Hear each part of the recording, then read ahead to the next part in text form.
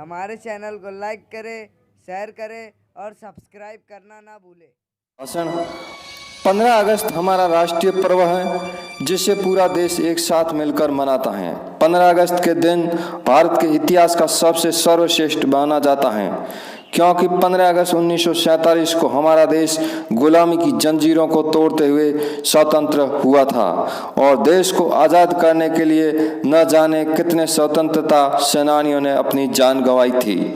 200 साल तक ब्रिटिश साम्राज्य की गुलामी और अत्याचार सहने के बाद भारत को आज़ादी मिली थी, जिसकी खुशी में पूरा देश जश्न मनाता है। आज हम जश्न मना रहे हैं, खुले में सांस ले रहे हैं, आज़ाद घूम रहे हैं, लेकिन एक समय था जब लोग आज़ादी पाने के लिए संघर्ष कर रहे थे।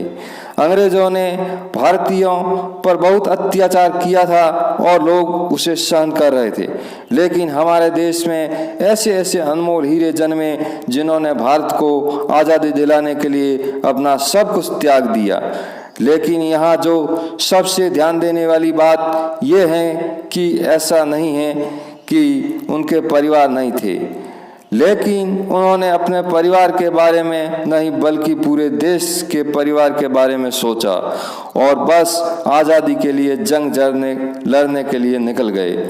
लेकिन सिर पर कफन बांधकर भारत माता को आज़ाद कराने की जंग में अनेक कष्ट सहने पड़े।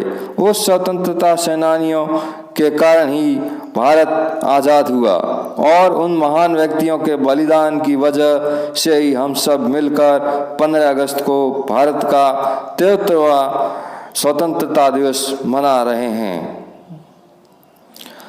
भारत के कई वीर सपूतों ने इस देश को आज़ादी दिलाने के लिए अपना सब कुछ खो दिया, खुद की जान की परवाह तक नहीं की और आखिरकार उन्होंने देश को आज़ादी दिला ही दी। लेकिन अब ये हमारा कर्तव्य है कि हम उनके दिखाए रास्ते पर चलें और भारत की अखंडता, एकता, पंथ निरपेक्षता को बनाए रखें। यही हमारी मातृभूमि है और हम आज़ाद भारत के आज़ाद नागरिक हैं। हमें हमेशा बुरे लोगों से अपने देश की रक्षा करते रहनी चाहिए। ये सिर्फ सीमा पर खड़े आर्मी या पुलिस के जवानों का नहीं बल्कि हम सब की जिम्मेदारी है कि हम अपने देश को आगे की ओर ले जाएं और इसे दुनिया का सबसे अच्छा देश बनाएं। और आखिर में इस खास दिन के लिए कुछ विशेष लाइनें बोल रहा हूँ। इस वास्ते 15 अगस्त है हमें प्यारा, आज़ाद हुआ आज देश हमारा। मैं एक बार फिर आपको अपने भाषण को ध्यान से सुनने के लिए धन्यवाद देना चाहता हूं और मुझे आप सभी के सामने अपनी बात रखने के लिए धन्यवाद देना चाहता हूं। आपको भी बात करने का मौका देना चाहता हूं। जय हिंद, वंदे मातरम।